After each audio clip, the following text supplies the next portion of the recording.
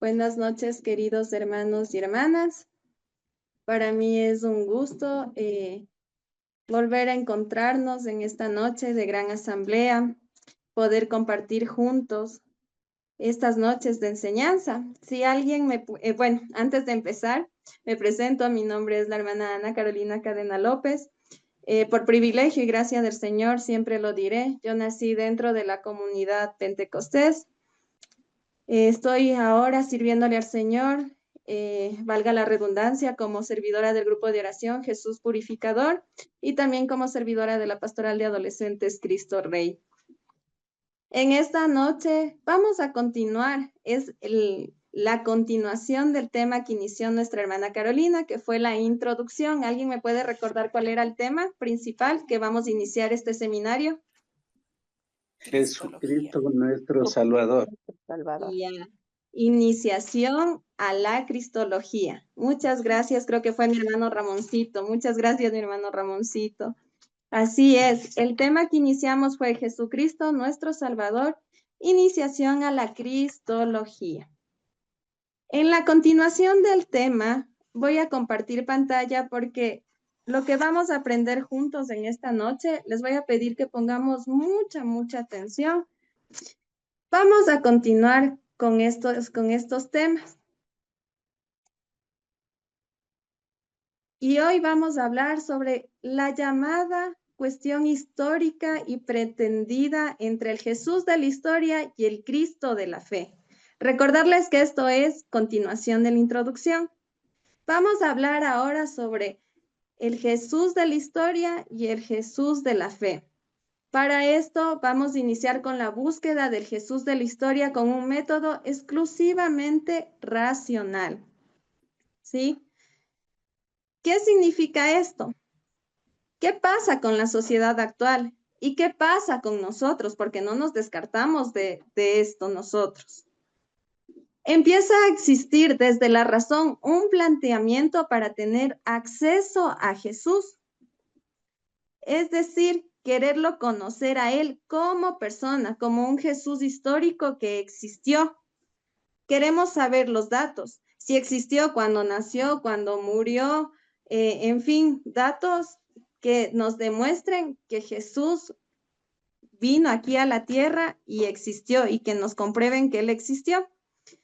Para esto nos vamos a basar en el Jesús de la historia literaria, nada que ver con la tradición de la iglesia, nada de fundamentarnos en la palabra de Dios, nada de creer en los milagros, cero fe, no existen hechos extraordinarios.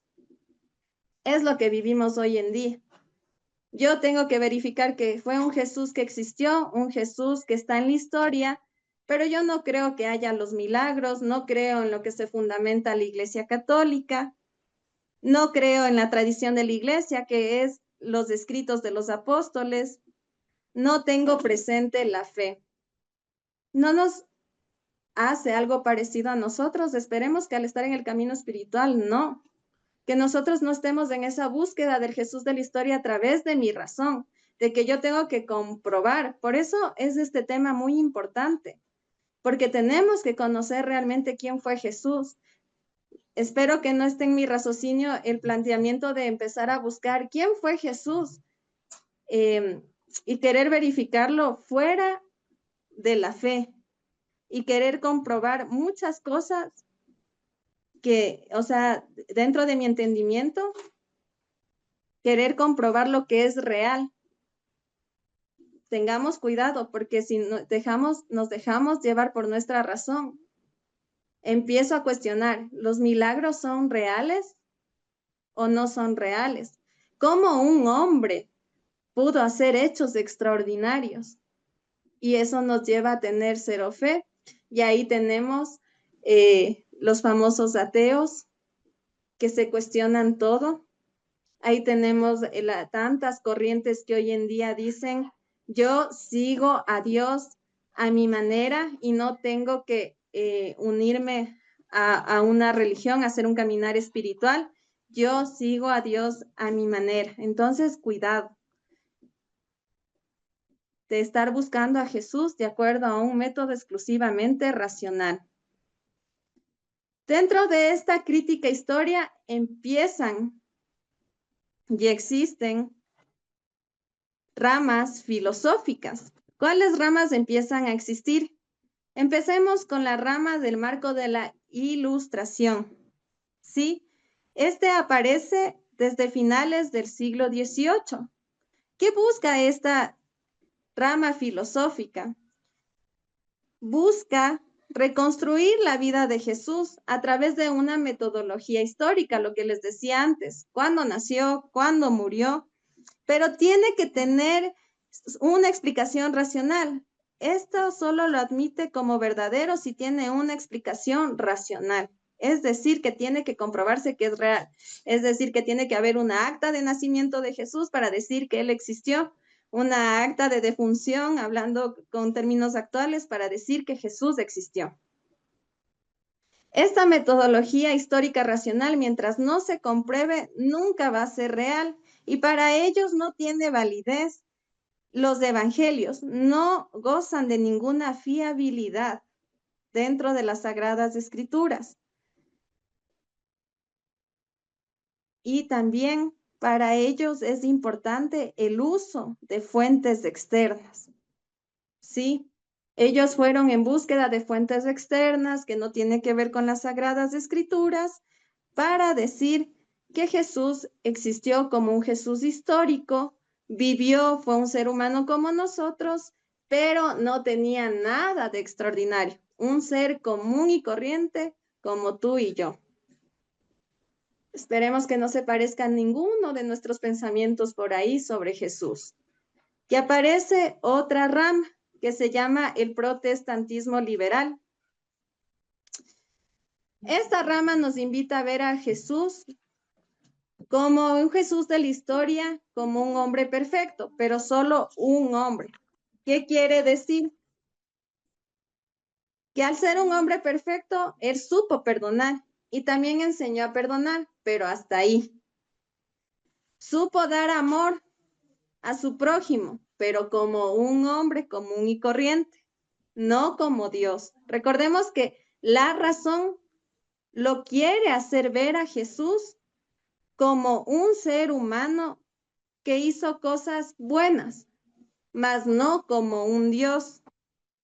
Entonces, hermano y hermana, nosotros en este punto estamos cayendo en ser como estas ramas filosóficas de la Ilustración, del protestantismo liberal. Basarnos en la razón y en la ciencia histórica positiva. ¿Qué quiere decir la ciencia histórica positiva? Solo basarnos en hechos que podemos comprobarlos a través de actos que podemos verificar. Recordemos que siempre la ciencia tiene que comprobar la verdad y según ellos es su verdad. Igual manera, para ellos el Nuevo Testamento y la tradición de la Iglesia no tienen ninguna validez. No tienen ninguna validez. Mi pregunta ahora, hablando de la crítica histórica, es, ¿cómo lo estamos viendo a Jesús nosotros? ¿Lo estamos razonando? ¿Estamos dudando de las cosas que él hizo? Ya no estamos leyendo las Sagradas Escrituras, especialmente los Evangelios, porque para conocer a Jesús tenemos que ir a los Evangelios. Cuidado con ello. Miren lo que dicen sobre estas ramas filosóficas. Que estas ramas no pudieron llegar muy lejos. No pudieron llegar muy lejos, ya que al buscar fuentes externas no podían encontrar tantos datos como ellos buscaban para refutar lo que tenemos nosotros como Iglesia Católica, la tradición de la Iglesia, que son los escritos de los apóstoles, las Sagradas Escrituras, los Evangelios. Entonces, no podían refutar con ese raciocinio y no pudieron llegar tan lejos, pero aún así se mantienen estas corrientes. Corrientes que han venido arrastrando, cuestionando siempre quién es Jesús, que cómo podemos decir que es un Dios verdadero, y como les digo, y eso a nosotros, por más creyentes que seamos, no nos exenta, porque nosotros también podemos caer en ese raciocinio y empezar a crear un Jesús a nuestra manera. Así que la importancia de este seminario, de ir rompiendo estos esquemas que nos hacen crear a un Jesús a cada uno de nosotros. Después, en la mitad del siglo XX, aparece la crítica histórica literaria, donde encontramos a Rudolf Bultmann. Él fue un teólogo protestante luterano. Él, en cambio, trae una nueva teoría. Él dice que el Jesús de la historia no nos lleva a la fe. Ya sabemos que el Jesús de la historia es el de la razón, el que tengo que tener datos históricos, que solo fue un hombre que hizo cosas buenas, pero más allá de ser un Dios, no. Pero en cambio, Bultmann dice que Jesús de la historia no nos va a llevar a la fe. Para llegar a la fe se lo hace a través de los evangelios, ¿sí? Pero él anula totalmente al Jesús humano. Solo tenemos al Jesús de la fe. Él no niega que existen los milagros, que en los evangelios está el querigma de lo que Jesús predica, todo lo que anuncia Jesús. Y también nos dice que no hay un Jesús histórico en los evangelios, ya que los evangelios no nos narran ningún dato histórico. Entonces dice que se puede conocer que es el núcleo de la historia a través de distintas formas literarias dentro del evangelio, como una de las formas literarias que tenemos es las parábolas. ¿Sí? ¿Por qué se puede conocer a través de eso? Porque a través de la manera como se escribía en ese tiempo, a través de esa forma, se podía llegar a saber más o menos qué lenguaje utilizaban en ese tiempo. ¿Sí? Por ejemplo, ¿por qué Mateo escribió así? ¿Por qué Juan usaba ese lenguaje para escribir? Pero, ¿en qué se basaba o qué decía Rudolf Bultmann? Que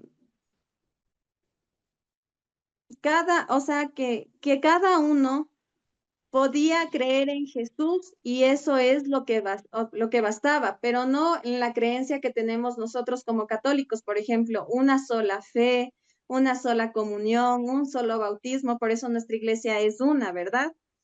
Sino que él decía que era suficiente en creer en el Jesús de la fe que yo creía. Por ejemplo, yo leía el Evangelio y era el Jesús en el que yo creía. Por ejemplo, un Jesús que en ese momento me da paz, un Jesús que en ese momento me va a sanar, un Jesús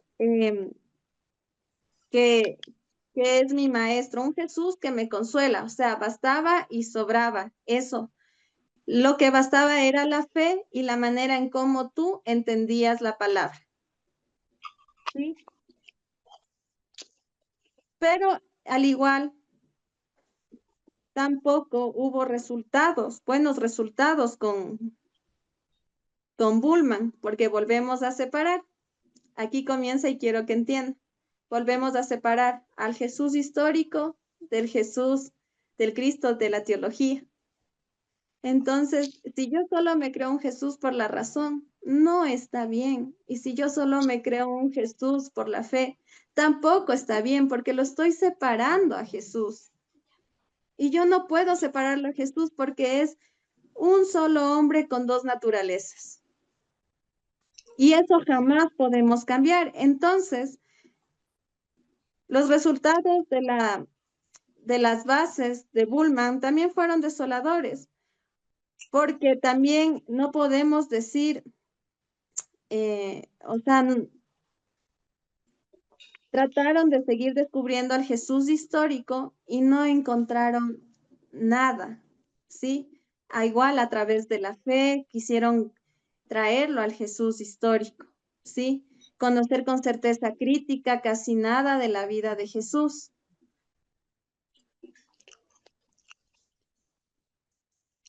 ¿Por qué? Porque solo se basa en la fe. Es decir, yo leo el Evangelio, lo reflexiono a mi manera, pero no tengo mi base histórica de quién era Jesús. No quiero conocer nada de la vida de Jesús. Por eso no pudo avanzar esta teoría de Bultmann. Continuamos. Desde la mitad del siglo XX aparecen diversos autores. Ya comienza a avanzar, ¿no es cierto? Empezamos a avanzar y siguen apareciendo diversos autores y empiezan a agrupar diversos géneros literarios y empiezan a corregir este método de la historia de las formas, de las historias literarias y comienzan a dar nuevas aportaciones lingüísticas. Ellos ya comienzan a probar hechos y palabras de los evangelios atribuidos al Jesús de la historia, pero solo aceptan determinados hechos del evangelio, no aceptan todo, ¿sí? O sea, para ellos es como que, ¿qué contexto fue histórico? Por ejemplo, sí se dice que hubo un sermón de la montaña, entonces ese hecho del evangelio yo lo voy a aceptar, porque sí me dicen que existió un sermón de la montaña. Pero si yo sigo buscando y me dicen que Jesús en el Evangelio sanó al paralítico, pero yo no tengo un hecho histórico donde se registre que Jesús sanó al paralítico, para mí no pasó eso, ¿sí? O sea, aceptaban ciertos hechos, sí, ya fueron corrigiendo algunos métodos, pero no aceptan todo. ¿Y qué pasa con estas corrientes? ¿Y qué pasa con nosotros? Creamos imágenes de Jesús. Por ejemplo, un Jesús judío de gran religiosidad en su pensamiento y cultura, celoso por la religión, celoso por las escrituras y por vivirlas bien. Nosotros nos hemos creado ese Jesús judío de gran religiosidad. Nosotros somos aquellos que decimos, yo sigo a ese Jesús religioso y las cosas tienen que ser así y no se tienen que mover de ahí, y comienzo a señalar a los demás y comienzo a juzgar a los demás. He creado esa imagen de Jesús en el camino espiritual. Recordemos quién era así radical y hasta que se encontró con Jesús. Saulo. Soy un Saulo, soy una Saula, que soy muy tajante con la religiosidad, pero no me he encontrado de verdad con Jesús, ni le conozco. Porque miren lo que les acabo de decir. Saulo era muy religioso hasta que se encontró con Jesús. ¿Qué otra imagen hemos creado de Jesús? Por eso les digo, no nos exenta de que nosotros seamos racionales, porque para todo queremos una razón. Inclusive para que Jesús nos haga un milagro queremos una razón y le damos nuestra razón. Un Jesús taumaturgo, ¿qué es el taumaturgo? El Jesús que sanaba, el Jesús que curaba, que hacía milagros. Buscamos solo al Jesús mago, al que me haga milagros. Yo te sigo, pero si tú me haces el milagro, Señor, si no, no te voy a seguir. Esa es tu imagen de Jesús. O yo le sigo a Jesús porque Él es el Dios de los milagros y nada más. Y hasta ahí mi caminar espiritual. Por eso no me comprometo, por eso no doy pasos seguros en el camino espiritual. Solo espero el milagro y nada más, y sigo yendo al grupo de oración, escucho las enseñanzas, pero hasta ahí nomás, no me pidas más, Señor. Y gracias por los milagros. Tenemos a un Jesús maestro, rabí, sabio, humanista o maestro moral. Señor, yo te sigo porque quiero aprender más de ti, quiero estar al frente hablando y quiero tener esa elocuencia que tú tenías, Señor. Pero ¿por qué no le digo, Señor, yo quiero ser ese Jesús que pasaba en oración antes de hablar de ti, antes de hablar en nombre de Dios? Porque muy bonito aprender del Señor, muy bonito seguirse educando en el camino del Señor. Pero si no le conoces al Señor, ¿quién es? ¿De qué vas a hablar? ¿O de quién vas a hablar? Jesús Maestro. Él le conocía a su padre y estaba en contacto con su padre. Por eso habían grandes proezas, grandes milagros, porque sus enseñanzas iban acompañadas de proezas. No eran vacías. ¿Qué Jesús te estás creando, hermano y hermana? El Jesús revolucionario. Este creo que hemos escuchado todos. Promotor de una revolución social no violenta o víctima romántica de la conflictualidad política. Nosotros, bueno, yo lo he escuchado de cerca, que saben decir, el primer comunista fue Jesús. y me sabe dar chiste. Y yo sé decir, ay, si hubieran entendido, pero una vez le escuché al Papa Francisco decir la mejor respuesta sobre lo que dicen a Jesús revolucionario. Jesús fue un revolucionario, pero un revolucionario del amor. Tú y yo somos revolucionarios del amor, seguimos sus huellas en el amor. Señor, yo te voy a seguir, Señor, yo te voy a servir. Y servimos de verdad a los hermanos con amor. Les recibimos con una sonrisa, les recibimos con un abrazo. Vamos animados al servicio del Señor, vamos animados al grupo de oración. Vamos animados a las pastorales, entramos animados a la gran asamblea. Venimos con alegría o ya toca. Desde pequeñas cosas, desde la casa.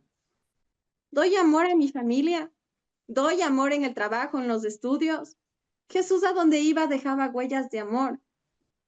Pero yo sí sigo al Jesús revolucionario, porque es el revolucionario, el primer comunista, el que defendió a los pobres, el que enalteció a los pequeños.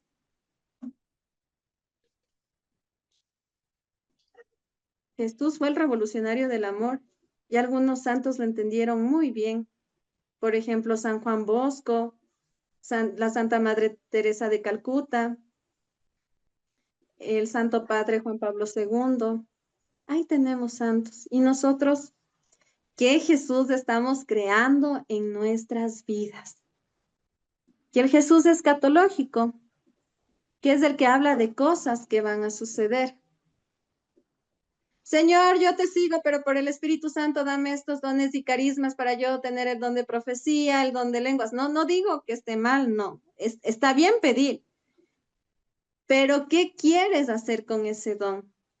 Con ese carisma. El carisma es para ponerlo al servicio de los hermanos, no para lucirme yo. Yo digo, el mundo en general, la iglesia en general, está llena de iluminados, de gente que quiere aplausos.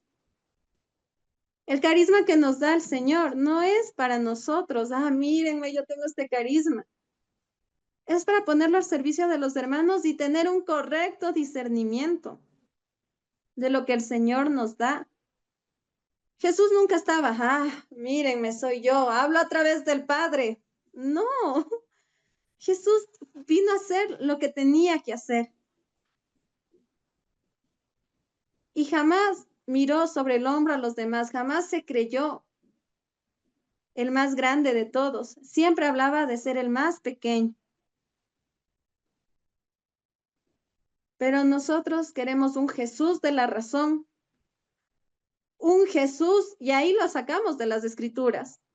Sí es difícil de entenderlo un poquito la parte teórica, pero al rato de traerlo a la vida espiritual, sí lo hacemos. Me creo un Jesús a mi manera, lo saco de las escrituras, no me importa que diga el magisterio de la iglesia, así es mi Jesús y así se queda y así hago mi camino espiritual. Los resultados fueron negativos.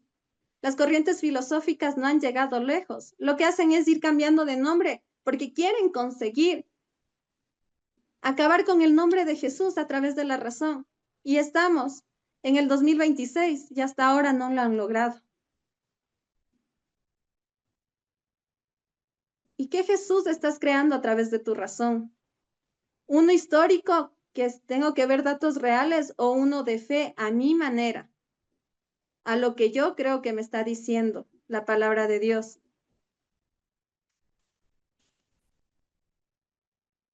Pensemos, hermanos, cómo estamos llevando nuestro caminar espiritual y uno realmente no lo conoce a Jesús, porque aparte lo separamos, al Jesús humano del Jesús divino, y a Jesús no se lo puede dividir, porque es una sola persona con dos naturalezas, la humana porque vivió aquí en la tierra como nosotros, y la divina porque es el Hijo de Dios.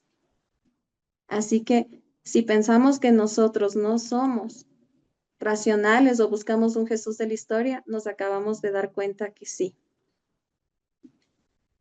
Continuamos. La crítica de los presupuestos racionalistas. Tenemos el prejuicio racionalista, que nos dice que los sucesos tienen una explicación racional excluyen, o sea, quitan totalmente que Jesús sea Dios o la realidad de los milagros. Tampoco admiten inspiración divina en las escrituras. ¿Sí? Ellos no admiten que haya inspiración divina en las escrituras. No, no creen en el Nuevo Testamento. Pero si nosotros nos ponemos a ver y a pensar, ¿qué diferencia la Biblia de los otros textos? Que es el libro donde más copias históricas, copias antiguas se han encontrado de libros que buscan contarnos la historia de un Jesús racional y que es de inspiración divina, porque todo lo que está escrito ahí es de inspiración divina, porque el autor principal es Dios y es inspirado por el Espíritu Santo, escrito a través de hombres santos. Porque si no, nosotros al leer la Biblia sería un libro más que no hiciera nada en nosotros. Porque, bueno, la palabra de Dios es inspiración divina y tiene que estar haciendo algo en nosotros. No podemos decir que lo leemos como un libro más. Este prejuicio racionalista tiene una actitud antidogmática, cuando la búsqueda de la verdad debe ser de carácter científico. ¿Qué quiere decir? Que la ciencia lleva a la verdad. Pero si vemos, estos prejuicios racionalistas buscan tener una razón e inclusive llevando a mentir con tal de tener la razón de que Jesús solo fue un hombre, nada más. Tenemos los criterios de selección.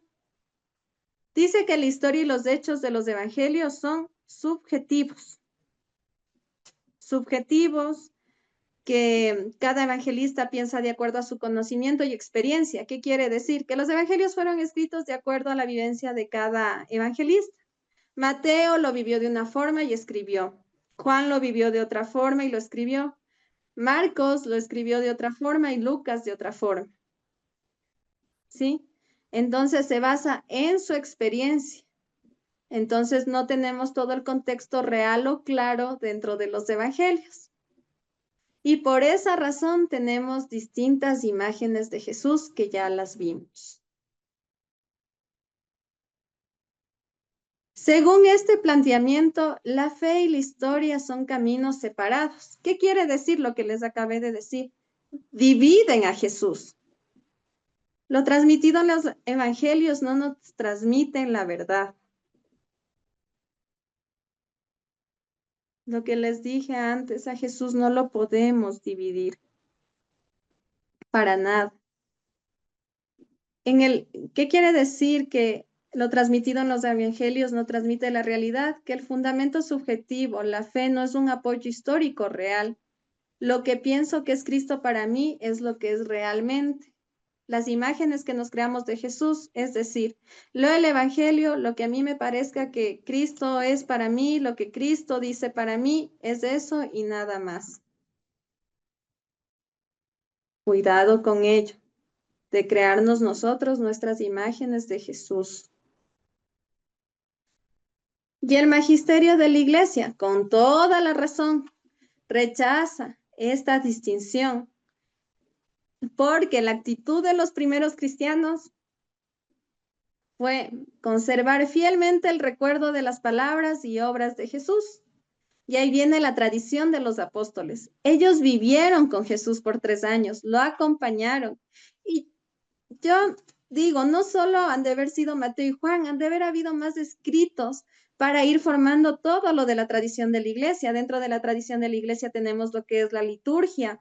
Entonces, no es que la iglesia se inventó, no, ya vamos a ver que todo tiene una base y que la iglesia también tiene la base histórica y la base teológica, quiere decir su base científica y que nosotros no tenemos que separarlo a Jesús.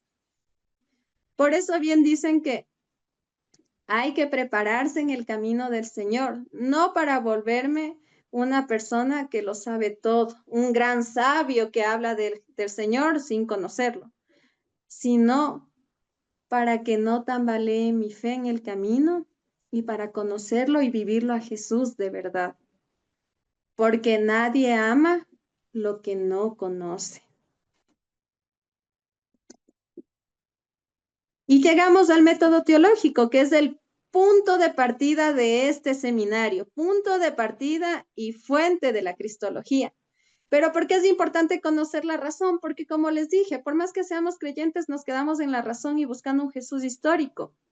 Pero nuestro punto de partida en este seminario, y pidamos de la gracia al Señor de abrir nuestra mente y nuestro corazón a conocerlo de verdad a Cristo, es el método teológico. ¿Qué es la teología? Es la ciencia que nos acerca a Dios. Sí, y también necesita un esfuerzo racional para entenderlo.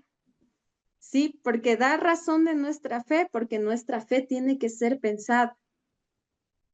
Por eso la importancia de prepararnos y conocerlo al Señor para también nosotros tener una fe pensada. San Anselmo dijo que la teología es el conocimiento que surge de la fe que busca una mayor comprensión de los misterios revelados. ¿Y dónde están esos misterios revelados? En los evangelios, porque los 4 evangelios, ¿quién es el centro? Jesús.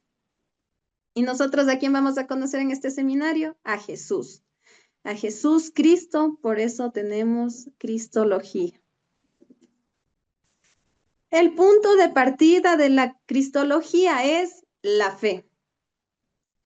Y nosotros sabemos que la fe es creer en lo que no se ve y esperar en aquello que aún no se tiene. ¿Qué quiere decir? Que confío totalmente en mi Señor. La fe puede franquear el misterio de la imagen humana de Cristo y darnos la realidad del Salvador. ¿Sí? La fe es la que nos dice quién es Jesús y es la que complementa totalmente el conocerlo a Jesús. Porque en fe vamos a hacer este seminario, en fe vamos a caminar y en fe vamos a conocerlo a Jesús. Pero ¿para qué? Para ya no crearnos imágenes de Jesús, sino para conocerlo, quién fue nuestro amado Señor. Las fuentes de la cristología, ¿cuáles son? Pongamos mucha atención. La palabra de Dios, especialmente los evangelios. Porque bueno, igual sabemos que en toda la Biblia hay la promesa del Mesías, entonces ya se habla de Jesús. Pero el centro, los evangelios. La sagrada tradición. ¿Cuál es la sagrada tradición? Aquellos escritos que nos dejaron los apóstoles, garantizados por el magisterio de la iglesia. ¿Quién es el magisterio de la iglesia? El Papa y los obispos, que cuando hacen los concilios, ellos revisan toda esta información bajo la luz del Espíritu Santo para seguirnos guiando en la verdad como Iglesia Católica, porque recordemos que la verdad solo nos revela el Espíritu Santo. Y recordemos que nosotros somos la iglesia viva, que es el lugar de fe en Cristo. Nosotros somos iglesia viva porque somos ese lugar de fe en Cristo. Si no tengo fe, no soy parte de esa iglesia viva. La teología toma su contenido de la revelación, también de los siguientes puntos. De la tradición viva, que ya sabemos que son escritos de los apóstoles. Enseñanzas de los padres de la iglesia, de la liturgia, de la fe, de la piedad popular y de la palabra de Dios sostenida por el Espíritu Santo. ¿Sí? Que es el que nos guía a la verdad, como nos dice en el Evangelio de San Juan 16:13, dice, y cuando venga Él, el Espíritu de la verdad, los guiará en todos los caminos de la verdad. Palabra del Señor, gloria a ti, Señor Jesús. Entonces, ¿en qué se basa la teología? Esta es la parte espiritual en la que nos basamos. Y son escritos y libros que tenemos. Tradición viva, enseñanzas de los padres de la iglesia, la liturgia, la fe, la piedad popular y la palabra de Dios. Pero también la teología hace un recto uso de los métodos históricos críticos o literarios, ¿Qué quiere decir? Que también tiene su base en las ciencias humanas. Estas ciencias humanas son las ciencias históricas, las arqueológicas y la filología, que es el estudio de los escritos, de los documentos que tengan veracidad, que son provechosas para acercarnos a la realidad histórica de Jesús y composición de los evangelios. Como les dije, de la Biblia es el documento que más copias antiguas y reales se ha encontrado. Y ahí viene su estudio para comprobar la veracidad. ¿Sí? Entonces, tenemos nuestro estudio teológico, nuestra base espiritual y nuestra base humana. Estas ciencias son aplicadas a la persona y obra de Jesús, son legítimas y tienen su valor. Aplicando el método científico con rectitud. ¿Cuál es el método científico? Que todo lo que se revise a través de la ciencia tiene que dar como resultado la verdad. No es como los métodos racionalistas, que apunto a mi verdad, pero más no a la verdad. ¿Sí? Y no se ven viciadas por ideas filosóficas. En conclusión, ¿qué vamos a ver en este seminario y con estas introducciones? ¿Qué es lo que entendemos? Que en conclusión, el Jesús que la historia investiga no es un simple hombre, sino es el Hijo de Dios. Sí, esa es la conclusión. Que el Jesús de la historia no es un simple hombre, sino es el Hijo de Dios. Es decir, Jesús tiene dos naturalezas, la humana y la divina. No tenemos por dónde perdernos. Y ese es el Jesús que nosotros vamos a conocer en este seminario.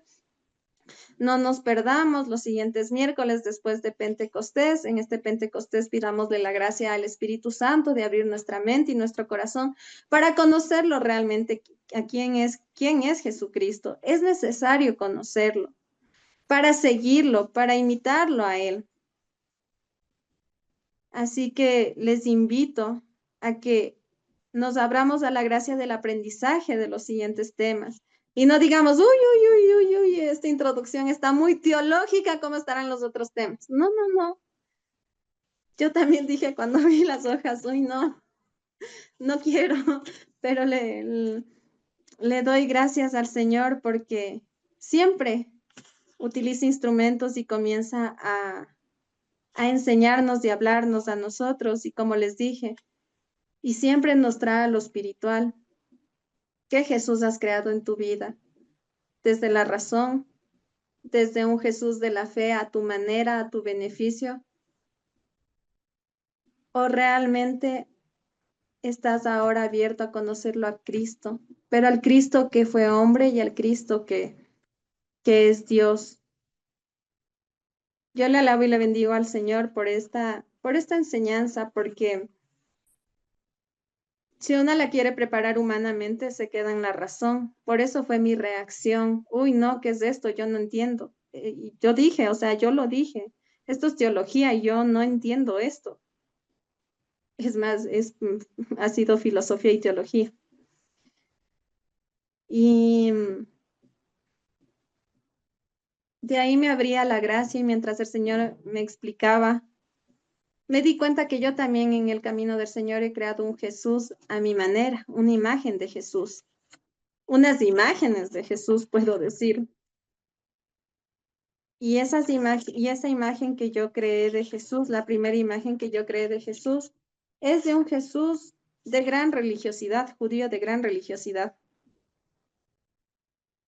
Las cosas tienen que ser así, no se puede hacer ni para acá ni para acá. ¿Y qué pasó conmigo? La Ana Carolina, que le empezó a seguir al Jesús de gran religiosidad, se sentó a juzgar a los demás.